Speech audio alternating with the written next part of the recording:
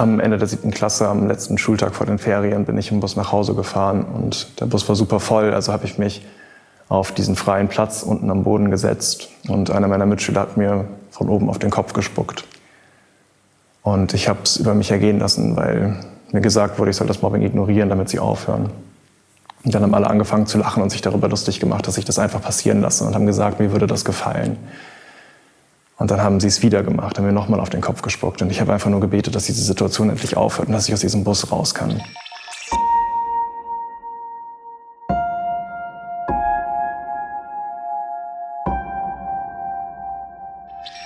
Als ich zu Hause war, bin ich sofort unter die Dusche und habe versucht, das abzuwaschen. Aber egal, wie oft ich mir den Kopf gewaschen habe, das hat sich immer noch, dieses Gefühl der Demütigung und der Wertlosigkeit, das konnte ich nicht abwaschen. Und ich habe mich gefragt, wann ich zum letzten Mal wirklich gelacht hatte, einfach aus vollem Herzen gelacht hatte und ich wusste es nicht mehr. Und dann dachte ich, eigentlich warst du gar nicht so gerne am Leben.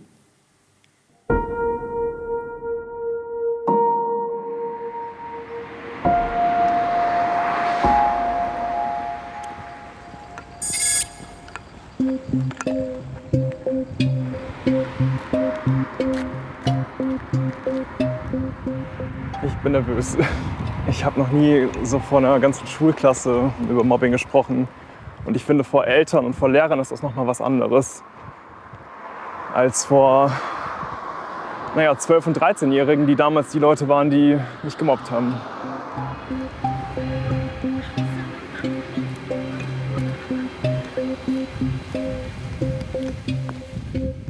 Ich habe vorgestern davon geträumt und es war ganz schrecklich. Da habe ich diesen Vortrag geträumt und eins der Kinder hat irgendwie laut gesagt, was das für ein Schwachsinn ist und war super laut und hat alle anderen gestört. Und später hat die Lehrkraft dann zu mir gesagt, na das war aber nix, das hätten wir uns sparen können. Das war kein schöner Traum. Freut mich. Herzlich willkommen. Dankeschön. Hi, danke, dass ich da sein darf.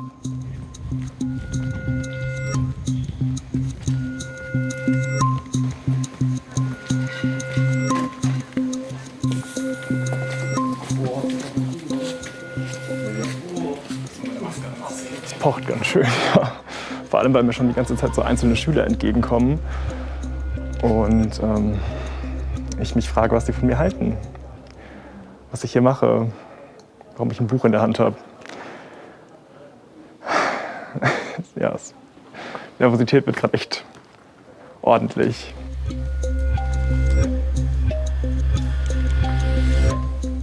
Dass mich die Schüler für komisch halten oder sich über mich lustig machen oder so. Ich glaube, das ist die große Angst, die noch so ein bisschen auch von damals vielleicht sitzt.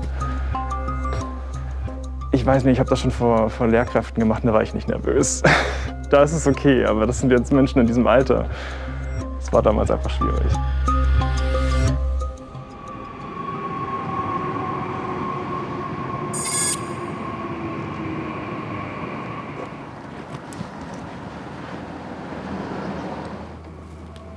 Ich hatte früher, wenn ich hier stand, schon immer Bauchschmerzen. Und es ging immer so einen Schritt näher an die Situation, die ich nicht wollte. Und jetzt wieder hier zu sein, ich weiß nicht, ist ein ganz unangenehmes Gefühl. Ich fühle mich sehr unruhig. Ich glaube, viele Erinnerungen kommen hoch, wenn ich erst mal da bin. Ich war halt wirklich lange nicht mehr da. Ich bin jetzt 28 und mein Abi habe ich mit 18 gemacht und seitdem bin ich da halt auch nicht mehr hin.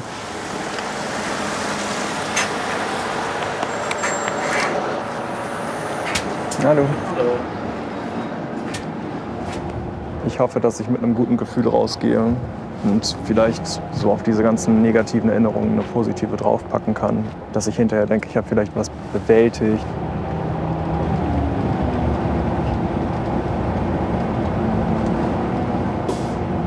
Puh. Jetzt fühle ich mich wieder, als wäre ich 12.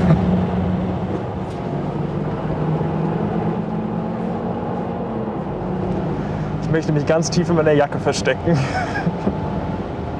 Ich weiß nicht, als Schutz. Ich fühle mich einfach sehr unwohl gerade. Nicht, weil ich hier bin, sondern weil ich weiß, wo es hingeht. Busbahnhof Stadtmitte. Für mich hat sich jeder Tag einfach ganz schrecklich angefühlt. Ich konnte so lange abends nicht einschlafen, weil ich so eine Angst hatte, dass ich morgens aufwache und dann in die Schule muss. Ich habe mir eine Stunde früh, als ich aufstehen musste, einen Wecker gestellt, damit ich weiß, wenn ich morgen früh aufwache, dann muss ich nicht sofort in die Schule, sondern dann habe ich noch mal Zeit. Und dann konnte ich wieder schlafen. Man hangelt sich von Tag zu Tag und man will eigentlich gar nicht morgens aufwachen. Also so stelle ich mir das so ein bisschen vor, wenn man zum Tod verurteilt wird und dann so Richtung Galgen läuft. So fühlt sich das an. Also ein ganz schreckliches Gefühl von, gleich ist es soweit. Der Puls wird schneller. Oh Gott, diese Schule.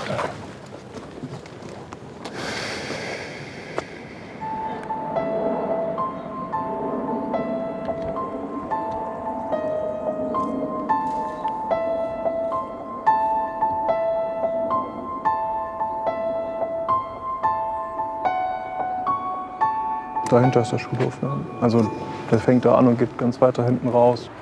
Die sieht schon ein bisschen nach Knast aus. Ne?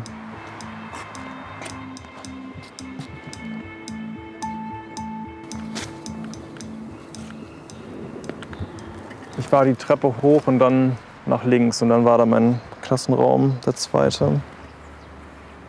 Hier habe ich auf jeden Fall auch meine Schultasche aufgehoben, als sie aus dem Fenster geflogen ist. Die haben irgendwas Dummes gesagt über mich und über meine Familie, also so wie immer eigentlich. Und ich habe sie halt ignoriert und habe irgendwie mein Heft gestarrt. Ich habe das gemacht, weil eine Lehrerin mir gesagt hat, dass ich sie ignorieren soll und dass das helfen würde.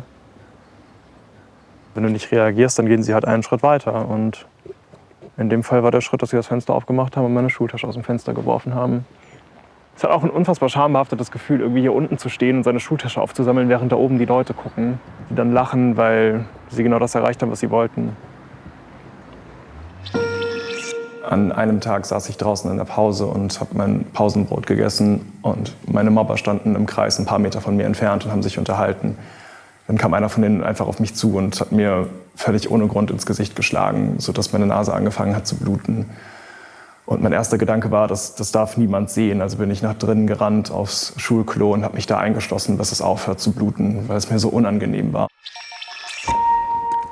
Und am nächsten Morgen saß ich in der Klasse, hat es zur Pause geklingelt und alle meine Klassenkameraden sind rausgestürmt.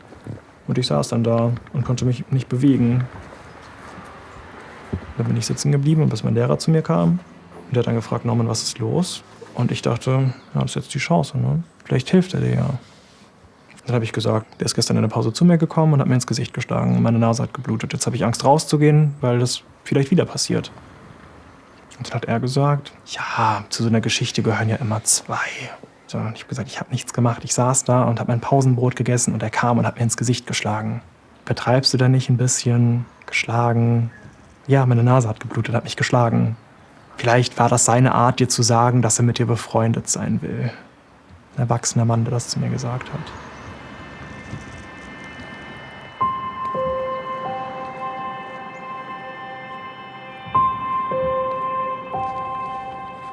Auf dem Weg nach oben hatte ich ein ganz, ganz schweres Gefühl im Magen. Aber ich glaube, dass es eine gute Entscheidung war. Ich kann an die Orte gehen, an denen das passiert ist, ohne dass ich mich total hilflos fühle.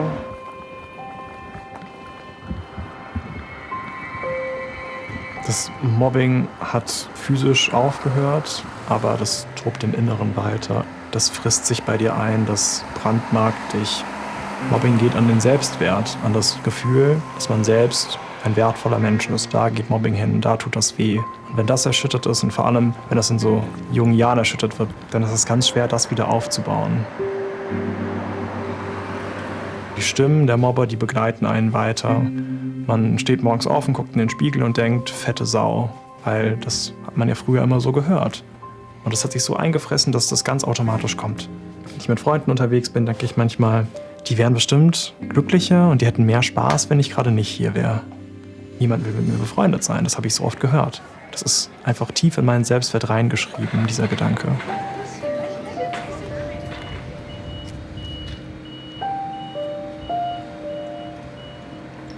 Ich habe heute eine ganz spannende Coming-out-Beratung. Ich bin selbst schwul und die AIDS-Hilfe ist einfach eine ganz wichtige Institution für die LGBTIQ-Community. Ich hätte mir damals, als ich mich geoutet habe, so eine Stelle gewünscht. Ich hätte mich nicht nach Frankfurt getraut. Und deswegen finde ich es gut, was zurückgeben zu können. Das Mobbing beeinflusst heute noch meine Arbeit. Ich sitze in der Beratung und denke, diese Person wäre bei einer anderen Person besser aufgehoben. Morgen. Und dann sitze ich wiederum bei der Fortbildung und wir beraten voreinander, um uns Feedback zu geben. Und alle sind total begeistert von dem, was ich mache. Und es passt überhaupt nicht zusammen mit dem, was ich über mich denke. Hallo, hier ist Norman von der AIDS-Hilfe Frankfurt. Wir haben einen Telefontermin. Bei dir passt es gerade. Du musst aber keine Angst haben. Wenn du irgendwas nicht beantworten möchtest, ist das völlig in Ordnung. Ja? Hattest du denn schon mal eine Syphilis-Diagnose? Nee. Gut. Hattest du in den letzten 3 Monaten ungeschützten Anal- oder Vaginalsex? Nein. Wie hoch würdest du denn dein Risiko einschätzen, dich mit HIV oder einer anderen STD angesteckt zu haben? Eher niedrig oder eher hoch? Eher niedrig. Okay. Ich finde, das ist echt so die halbe Miete, Menschen aufzufangen und denen die negative Emotionen abzunehmen. Das wäre für mich bei Mobbing damals auch die halbe Miete gewesen. Einfach jemanden, der mich ernst nimmt und der sagt, das ist ja schrecklich, dass dir das passiert. Danke, dass du den Mut hattest, mir das zu sagen. Ich helfe dir dabei. Bitte schön, da sitzt du, hier sitze ich.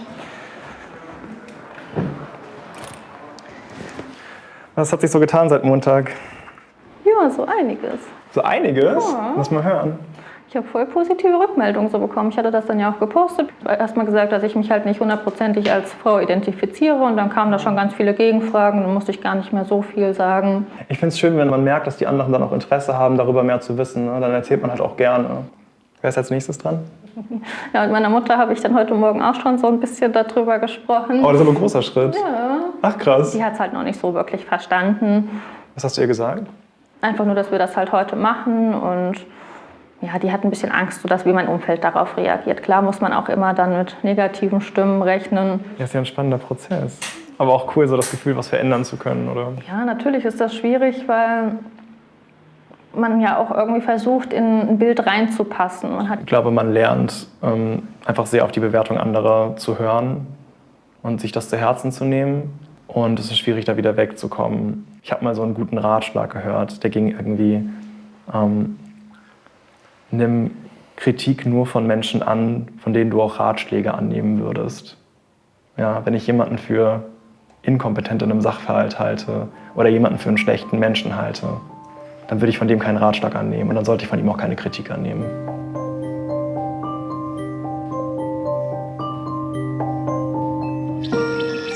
Auf der Klassenfahrt hatte ich versucht, Anschluss zu finden und mir wirklich Mühe gegeben, gut bei den anderen anzukommen. Wir haben viel gelacht und viel geredet, auch abends noch, als wir schon in den Betten lagen. Und ich hatte gestanden, dass ich in ein Mädchen aus meiner Klasse verliebt war. Ich bin mit einem wirklich guten Gefühl eingeschlafen und dachte, vielleicht ist das der Tag, an dem du endlich Freunde findest. Am Morgen bin ich aufgewacht, weil ich an Armen und Beinen aus dem Bett gezerrt wurde. Und sie haben mir gesagt, wir sagen ihr jetzt, dass du in sie verliebt bist. Und haben mich einmal quer durch den Flur getragen und hoch durchs Treppenhaus vor ihre Tür und dort abgeworfen. Und sie stand da schon und hat auf mich abgeguckt und hat gesagt, ich will nichts von dir. Also mit ganz viel Ekel in ihrer Stimme. Und alle anderen standen drumherum und haben auf mich gezeigt und mich ausgelacht.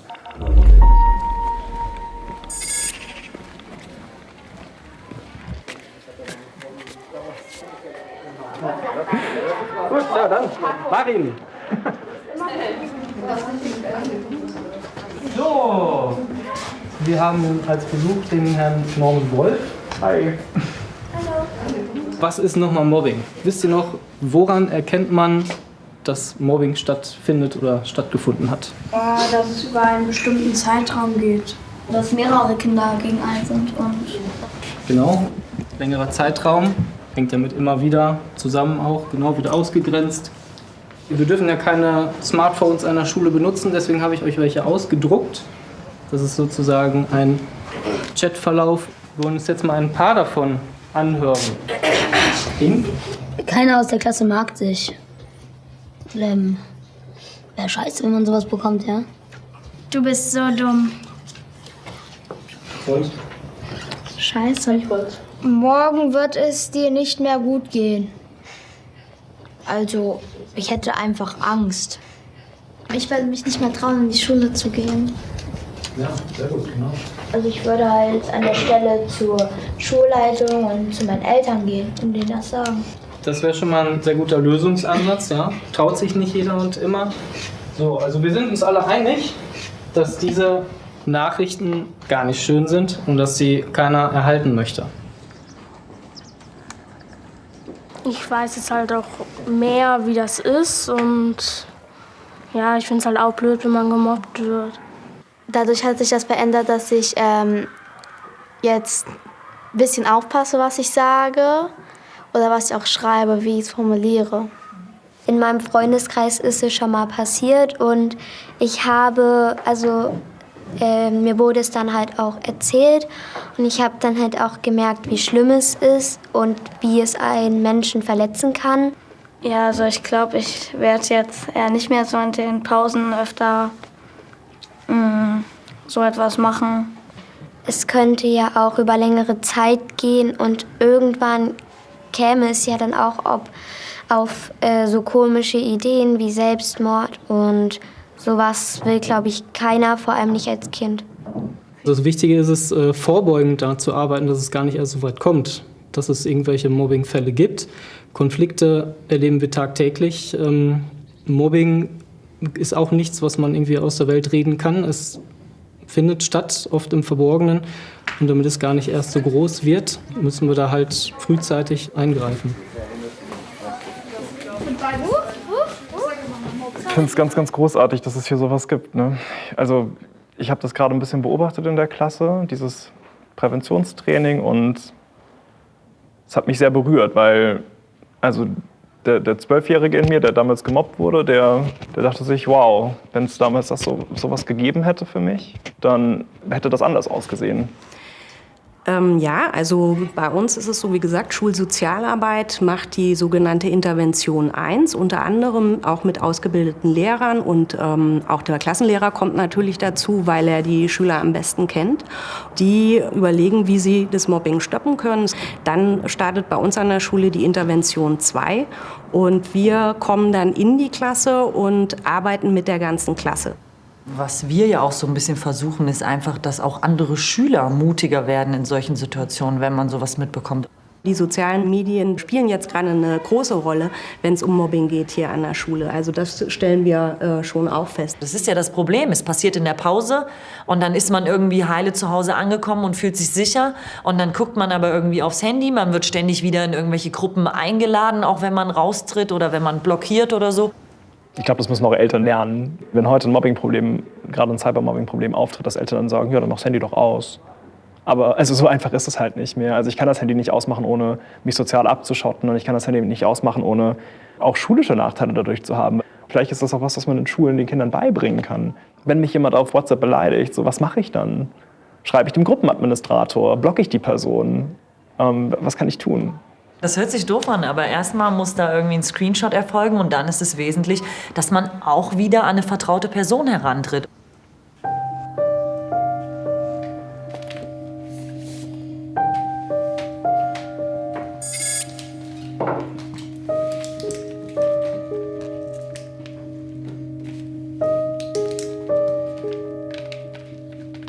Für mich ist das so eine Art Therapie, auch das aufzuschreiben. Die Möglichkeit, meine Mobbing-Erfahrungen aus meinem Kopf rauszunehmen und ins Regal zu stellen.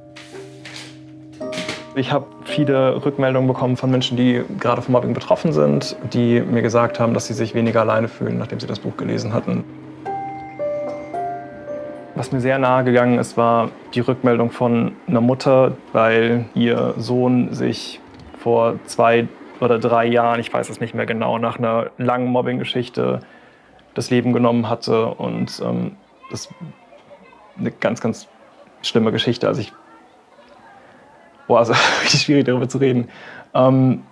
Das sagt mir, dass es wichtig ist, so ein Thema zu bearbeiten und über sowas zu schreiben, weil es Menschen gibt, die diese Hilfe dringend brauchen. Also das war eine Rückmeldung, die mich einfach sehr berührt hat.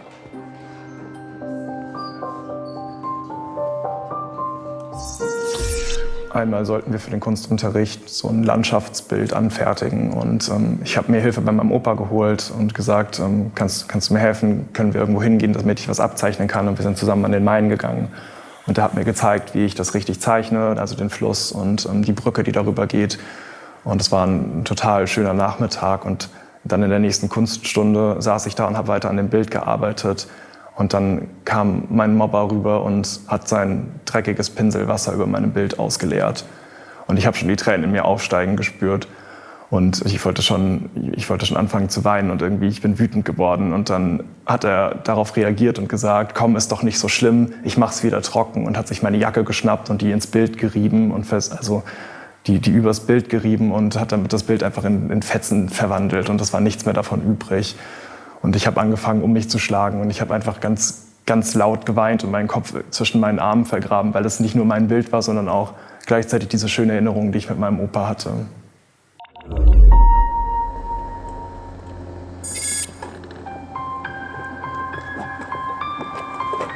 Es sind immer sehr gemischte Gefühle. Ich meine, ich bin hier groß geworden und ich habe irgendwie schöne Erinnerungen an den Ort, aber auch einfach viele schlechte. Essen war für mich das positive Gefühl. Ja. Das war das Einzige, das ich hatte. Und das hat sich dann entsprechend schnell ausgewirkt. Ich hatte dann ruckzuck so 5, 10, 15 Kilo zugenommen. Ich habe heute noch Dehnungsstreifen an den Oberschenkeln und am Bauch. Das sind Narben, ne? Also wie meine psychischen Narben habe ich auch physische Narben. Da ist die ganze Angst reingeflossen.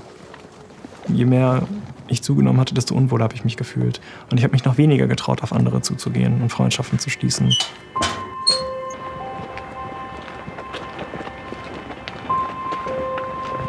Ich habe diese Stimmen von damals im Kopf von meinen Mobbern, diese kritischen Stimmen, und mein Opa ist meine Gegenstimme.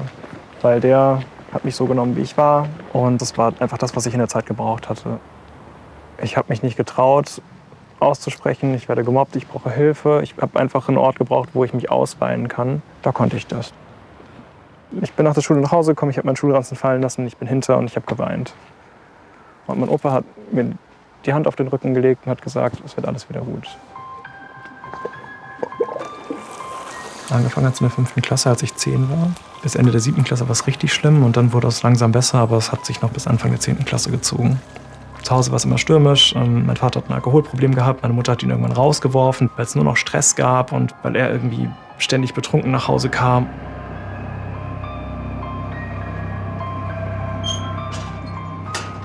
Meine Mobber sind teilweise sitzen geblieben oder von der Schule abgegangen. Ja, und dann hatte ich die vom Hals. In der 10. Klasse war dann wirklich so der Punkt erreicht, da waren die alle weg. Als es dann vorbei war und ich mich wieder aufs Lernen konzentrieren konnte, bin ich richtig aufgeblüht. Also ich habe gemerkt, ich kann mich wieder auf die Schule konzentrieren, auf die Inhalte, und es hat mir plötzlich Spaß gemacht. Und dann habe ich gute Noten mit nach Hause gebracht und dann habe ich ein super Abi hingelegt und konnte tatsächlich Psychologie studieren.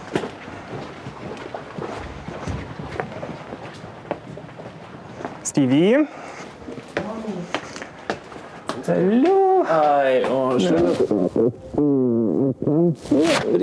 Ja, das ist vielleicht auch gar nicht so schlecht hier. Die Fotos würde ich generell rauslassen. Oh mein Gott. Das ist sehr gut, diese Zeit. Oh ja. Wie wär's damit? Oh Gott, ja. Wo kommen denn diese ganzen Fotos? Ich werfe nichts weg, das weißt du. Ich liebe Fotos. Oh, das, ja, guck mal hier.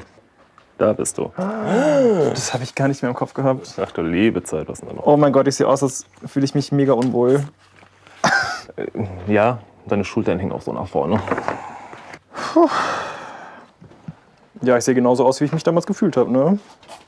Also ich verstecke mich und ich grinse irgendwie in die Kamera, aber man sieht halt, dass ich es nicht so meine. Ich habe es tatsächlich überhaupt nicht so mitbekommen. Ich bin ja 2,5 Jahre älter als er. Ich war dann gerade so im Teenageralter, heranwachsend. Er hat sich mir gegenüber in der Zeit auch wenig geöffnet. Wir haben heute tatsächlich ein viel besseres Verhältnis, als wir es früher hatten. Ich habe es wirklich tatsächlich erst erfahren, als ich das erste Buch von ihm gelesen habe. Ich hatte das Buch in der Hand und ich habe wirklich Tränen in den Augen. Das hat mir so leid getan, weil ich hätte ihm so gern geholfen damals. Ich habe ihn abends dann, nachdem ich das Buch gelesen hatte, hatte ich ihn auch angerufen und habe gesagt, Norm, warum hast du den Mund nicht aufgemacht? Warum hast du nie was gesagt? Weil zu Hause so viel los war, hatte ich den Eindruck, dass du auch einfach viel weg warst, um dem Ganzen so zu entgehen. Also du warst halt super viel mit Freunden weg. War ich, hast du recht. Und irgendwie nicht so richtig greifbar für mich. Aber da geht der Grundschule nichts mehr. Ich meine, dir habe ich nichts erzählt, weil du dich irgendwie weit weg angefühlt hast damals. Und Mama habe ich halt nichts erzählt, weil ich wusste, dass sie einfach den Kopf voll von eigenen Problemen hat. Das stimmt. So, da war halt einfach kein Platz. Da hätte ich nie was gesagt. Ja, so warst du schon immer. Du hast erst an die anderen gedacht und dann an dich selber. Ich weiß überhaupt nicht, wie das zustande gekommen ist. Das muss tatsächlich einfach aus dem Affekt heraus gewesen sein, dass sie jemanden gesucht haben, jemanden gebraucht haben, den sie mobben können. Und er war in dem Moment einfach das Opfer. Ja, aber scheiße. Und wenn man es dann auch nicht weiß, sondern erst viel, viel später erfährt. Man hätte damals ganz anders agieren können. Man hätte handeln können. Man hätte auf den Tisch schauen können. Vor allen Dingen, man hätte das Gespräch suchen können mit Eltern, Lehrern. Das hätte alles passieren müssen. Dass das nicht passiert, das ist eigentlich die größte Schande. Das ist so ein schönes Gefühl, zu wissen, dass damals Hilfe da gewesen wäre, wenn ich was gesagt hätte. Das ist so ein bisschen ein Pflaster auf eine sehr alte Wunde. Zu wissen, dass mein großer Bruder sagt, da wäre ich aber mal mitgekommen und hätte mal geguckt. Nee, das fühlt sich wirklich gut an. Hätte mit ihm mal ein bisschen aufgemischt. Das ist, also das heilt schon so ein bisschen. Wenn das heute nochmal passiert, man es heute auch noch mit rein. Wow. Für dich alles, Mensch. Auf jeden Fall. Das ist schön, dass du da bist. Und ich bin ganz schön aufgeregt. Ihr habt alle eine Jeans an. Ich dachte, so realistisch ist ein Schlumpf. Ich hab immerhin meine dreckigen Chucks an. Wir können kein Bier teilen, wir teilen schon ein Haus. Das muss reichen. Also ich glaube, es ist schwieriger, auf Menschen zuzugehen, wenn man Mobbing-Erfahrungen gemacht hat, weil man Ablehnung erwartet.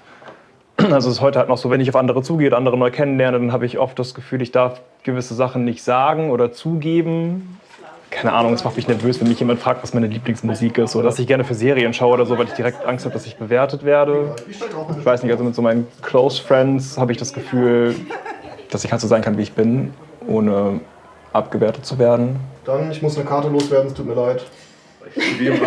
Ja, das ist, glaube ich, die Essenz von unserem Freundeskreis. Also wir sind alle sehr eigen, wie wir sind. Jeder ist auf seine Art ein bisschen verrückt und es ist völlig okay. Jeder darf hier seine Verrücktheit irgendwie so auslassen und wie wir uns lieben und lieb haben. Und, ich bin zum Beispiel ein sehr, sehr großer Harry Potter-Nerd, schon immer gewesen und werde es immer sein. Und das sorgt... hat schon für diverse Diskussionen gesorgt. Es gibt halt nichts Schöneres, als nach einem stressigen Tag nach Hause zu kommen, sich vor dem Fernseher zu chillen und ein Weinchen zu trinken und eine blöde Serie zu schauen. Also irgendwas Stumpfes, wo man nicht nachdenken muss. Wo man ab und zu sagen kann, oh, guck mal, die passen bestimmt nicht zusammen. Irgendwas Dummes. Aber das denkt man doch bei ungefähr 95% dieser Deswegen macht uns ja Spaß. Aber die werden ja auch, glaube ich, ein bisschen so gecastet, dass die schon manchmal zusammenpassen. Also was? Dating-Shows werden gecastet? Ja. Ich kann mir gar nicht vorstellen. Ja, natürlich, verstehe ich nicht. Okay, geil. Dann trete ich die Tür ein. Also vor 10 Jahren, da war es mir noch super unangenehm, vor anderen zu essen. Einfach weil ich das Gefühl hatte, ich könnte dabei irgendwas falsch machen. Oder es war mir unangenehm, mir vor anderen die Schnürsenkel zu binden. Und es war mir unangenehm, anderen zu sagen, was für Musik ich gerne höre und was für Serien ich gerne schaue und so. Und darum geht es, dass ich das hier sagen kann. Und dass ich hier irgendwie, ich werde gleich mit euch Burger essen und ich werde mich wahrscheinlich vollsauen, aber es ist okay. So. Ich werde auch immer geschenkt, weil ich mein Pizzastück von hinten rum esse. Oh Gott, oh Gott. Ja. Ah, Unfall.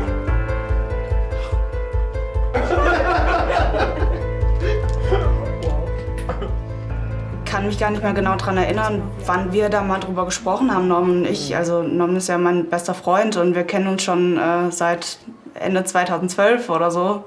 Haben da ja auch zusammen in der WG gelebt und auch dann lange und viel über alles Mögliche gesprochen und haben uns da gegenseitig ausgetauscht. Ich war in der Schule immer gut und das ist ja auch oft ein Angriffspunkt für Mobbing, sodass ich da meine eigenen Erfahrungen mit habe und das war dann natürlich auch immer ein Thema. Ich wusste vorher nicht, dass Norman Mobbing-Erfahrung hat und muss auch ehrlich sagen, hätte er mir das nicht gesagt, hätte ich das eigentlich nicht bemerkt und auch nicht erwartet, weil Norman, ja, ist ein offener, ist ein freundlicher, sehr herzlicher Mensch. Ich glaube, Marisa hat das wirklich. Dann bin ich nicht mutig. ist es wichtig, dass man mehr Solidarität zeigt. Also, dass Leute, die jetzt nicht direkt betroffen sind, dann aber nicht weggucken oder nicht einfach nur dabei stehen, sondern halt aktiv helfen, die Situation für die Betroffenen zu verbessern. Einfach so ein bisschen empathischer mit anderen Menschen umgehen, sich fragen, hey, bevor ich über sie urteile, vielleicht will ich erstmal herausfinden, wie es der Person so geht. Vielleicht will ich erstmal 2, 3 Schritte in ihren Schuhen laufen. Und also einfach mehr accepting sein, offen, akzeptierend, empathisch für andere. Das wird abends ja schon wieder echt frisch. War das auch kein richtiger Sommer.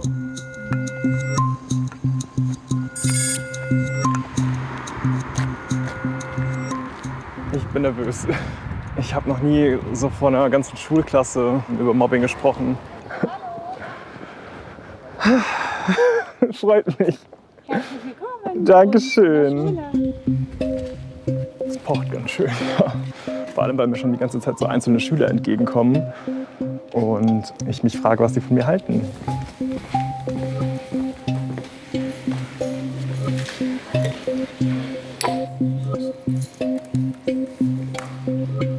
Hi! Oh, das war das Mikrofon. Test, Test. Könnt ihr mich hören? Ihr seid alle so ruhig und gespannt. Wie schön.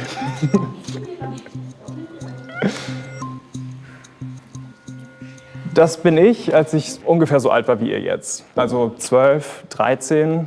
In der Zeit ging es mir nicht gut. Und ich werde euch jetzt mal was vorlesen, um euch zu zeigen, warum nicht und wie das Ganze damals angefangen hat. Es gab eine Situation, da saß ich in der Klasse, das waren so die 5 Minuten vor Schulstart, als noch kein Lehrer da war. Ich saß da einfach nur und habe irgendwie mein Heft gestarrt und gehofft, dass mich niemand bemerkt. Und dann kam einer meiner Mobber auf mich zu und hat mich gefragt, ob ich einen Knutschfleck hier habe. Ja, aber ich hatte mich einfach gekratzt. Und ich habe gesagt, nein, ich habe keinen Knutschfleck. Okay, aber warum ist es dann so rot? Und ich habe ihm erklärt, ja, meine Haut, die färbt sich schnell rot, wenn ich sie kratze. Und das hätte ich ihm nicht sagen sollen. Dann kam nämlich der Zweite und hat mich festgehalten. Und der andere hat mich am Kopf gepackt und hat mir ein Hakenkreuz in die Stirn geritzt. Und alle haben gelacht.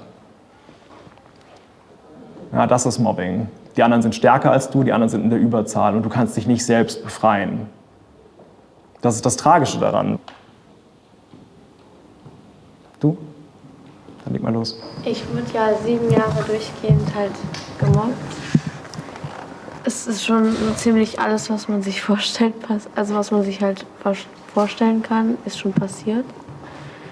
Es sind Sachen kaputt gegangen. Ich habe mir sogar einmal das Bein gebrochen, einmal den Arm gebrochen. Ich war auch schon auf ziemlich vielen Schulen, die ich gewechselt habe wegen Mobbing. Danke. Möchtest du auch was sagen? Also ich wurde so ungefähr 2 Schuljahren gemobbt, weil ich neu auf der Schule war. Und ich wurde halt öfters mit Sand abgeworfen. Das war halt so eine Dreiergang, die haben sich immer cool gefühlt. Mein Fahrrad immer umgekippt. Also ich habe nichts gemacht, ich habe die einfach lassen machen, weil ja, und ich konnte mich auch nicht gut konzentrieren. Ich hatte auch oft schlechte Noten und ja, mir ging es schlecht. Du hast gesagt, du wurdest gemobbt, weil du neu auf der Schule warst, ne? Ja. Was für ein dämlicher Grund.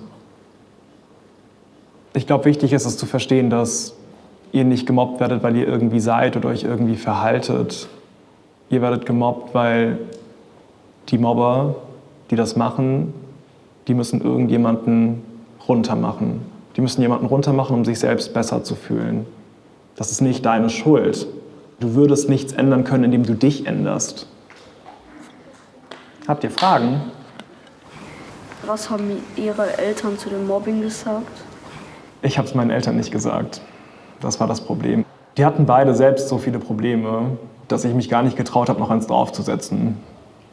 Was eine blöde Idee war. Also, sagt was. Macht nicht den gleichen Fehler wie ich. Wie haben Ihre Eltern darauf reagiert, wo Sie herausgefunden haben, dass das für Sie ein großes Problem war, das Mobbing? Meine Mama liest das Buch aktuell noch. Sie liest da ganz, ganz langsam. Ich glaube, das ist auch ganz schön hart für sie, das jetzt alles so im Nachhinein zu erfahren. Ich habe auch während des Schreibens nicht viel mit ihr darüber gesprochen. Wir haben darüber gesprochen, wie wichtig es ist, dass eingegriffen wird, dass nicht weggeschaut wird. Weil die Mobber sonst denken, ja, dann kann ich ja weitermachen. Deswegen ist es wichtig, dass Lehrkräfte was tun. Du bist wertvoll. Danke fürs Zuhören.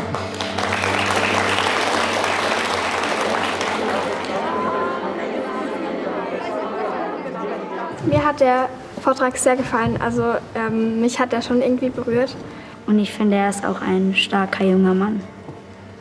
Und die Narben, wo er jetzt hat, erinnern ihn daran, dass er auch früher jetzt die schlechte Zeit überwindet hat und jetzt kann er stolz auf sich sein. Ich bin stolz auf mich. Ich war angespannt, ich war sehr angespannt, aber das waren also ganz, ganz viele interessierte Kinder und so viele Fragen und ich bin total, also da haben so viele auch selbst Mobbing erlebt und haben sich vielleicht auch deswegen so sehr dafür interessiert. Und ich glaube, dass ich auch vor allem die vielleicht erreichen konnte und denen ein paar Sachen mit auf den Weg geben konnte, einfach, dass sie wertvoll sind und dass es nicht ihre Schuld ist. Und vielleicht gehen die heute mit einem besseren Gefühl nach Hause. Und bei den anderen, die sind gewappnet, falls mal was passiert. Das ist gerade mein Gefühl. Ich glaube, ich habe gerade was richtig Gutes gemacht.